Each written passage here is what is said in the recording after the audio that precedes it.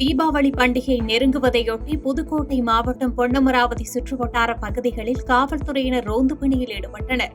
மக்கள் அதிக அளவில் கூடும் துணிக்கடை, பட்டாசு கடை உள்ளிட்ட பல பகுதிகளில் மாவட்ட துணை காவல் கண்காணிப்பாளர் கண்ணன் தலைமையில் போலீசார் பாதுகாப்பு பணிகளில் ஈடுபட்டனர். விழுப்புரம் மாவட்டம் கண்டாச்சிபுரம் அடுத்த நிர்ணம் கிராமத்தில் அமைந்துள்ள நாயனார் கோயிலில் 11ஆம் நூற்றாண்டை சேர்ந்த சோழர் கால படைப்புச் சிற்பம் கண்டெடுக்கப்பட்டுள்ளது. 48 அங்குலம் உயரமும் 27 அங்குலம் அகலமும் கொண்ட இச்சிற்பம் கோயில் தரிசனத்திற்காக வைக்கப்பட்டது. மதுரையில் பணிக்காலத்தில் காலமான அரசு ஊழியர்களின் வாரிசுதாரர்கள் 12 நபர்களுக்கு கருணை அடிப்படையில் வணிக வரி மற்றும் பத்திரப்பதிவுத்துறை அமைச்சர் மூர்த்தி பணி நியமன ஆணைகளை வழங்கினார். மாவட்ட ஆட்சித்தலைவர் தலைமையில் நடைபெற்ற இந்த நிகழ்ச்சியில் மாநகராட்சி ஆணையர் மற்றும் ஊரக வளர்ச்சி முகமை திட்ட இயக்குநர் உள்ளிட்டோர் கலந்து கொண்டனர். கோவையில் தீபாவளி பண்டிகையை முன்னிட்டு மக்கள் அதிக அளவு கூடும் இடங்களில் ட்ரோன் கேமரா மூலம் காவல்துறையினர் கண்காணிப்பு பணியில் ஈடுபட்டனர். கூட்ட நெரிசலை பயன்படுத்தி குற்றச் செயல்களில் ஈடுபடுபவர்களை எளிதில் பிடிக்கும் வகையில் ட்ரோன் கண்காணிப்பில் ஈடுபடுவதாக காவல்துறையினர் தெரிவித்தனர். மேற்கு தொடர்ச்சி மலைப்பகுதியில் விடிய விடிய பெய்த கனமழையினால் தேனி மாவட்டம் சுருளி அருவியில் ஏற்பட்ட வெள்ளப்பெருக்கு காரணமாக சுற்றுலாப் பயணிகள் குளிக்க தடை விதிக்கப்பட்டுள்ளது. தொடர்ந்து கனமழை பெய்து வருவதால் சுற்றுலாப் பயணிகள் அருவி பகுதிக்கு வர வேண்டாம் எனவும் வனத்துறையினர் அறிவுறுத்தியுள்ளனர். சேலம் மாவட்டம் ஓமலூரில் பள்ளி மாணவர்கள் சார்பில் சாலை பாதுகாப்பு தொடர்பான விழிப்புணர்வு நிகழ்ச்சி நடைபெற்றது.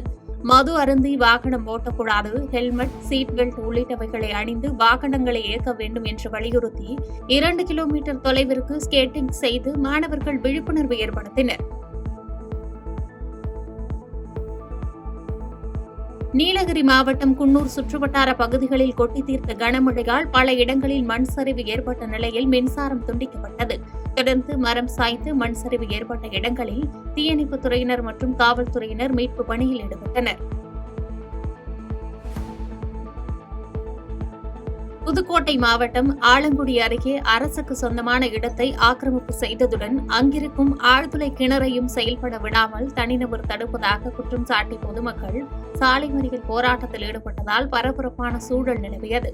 தகவல் அறிந்து சம்பவ இடத்திற்கு விரைந்த போலீசார் உரிய நடவடிக்கை எடுக்கப்படும் என உறுதியளித்த பின் போராட்டம் கைவிடப்பட்டது. மயிலாடுதுறை மாவட்டம் திருக்கடையூர் அமிர்தகடேஸ்வரர் கோயிலில் தருமபுரம் ஆதீனத்தின் மணி விழாவை முன்னிட்டு ஆயுள் ஹோமம் மற்றும் ருத்ராபிஷேகம் நடைபெற்றது. இதில் கலந்து கொண்ட தருமபுரம் ஆதீனம் சுவாமி தரிசனம் மேற்கொண்டு கோயில் ஊழியர்களுக்கு புத்தாடைகளை வழங்கினார். செய்திகளை உடனுக்குடன் தெரிந்து கொள்ள கீழ்கண்ட கேபிள் மற்றும் டிடிஎச் நெட்வொர்க்குகளில் எம்நாடு செய்தி தொலைக்காட்சியை காணுங்கள். பாதகம் செய்பவரை கண்டால் நாம் பயம் கொள்ளலாகாது பாப்பா. மோதி மிதித்துவிடு பாப்பா, அவர் முகத்தில் உமிழ்ந்துவிடு பாப்பா. அண்மை செய்திகளை உடனுக்குடன் தெரிந்து கொள்ள இணைந்திருங்கள் எம்நாடு தொலைக்காட்சியுடன்.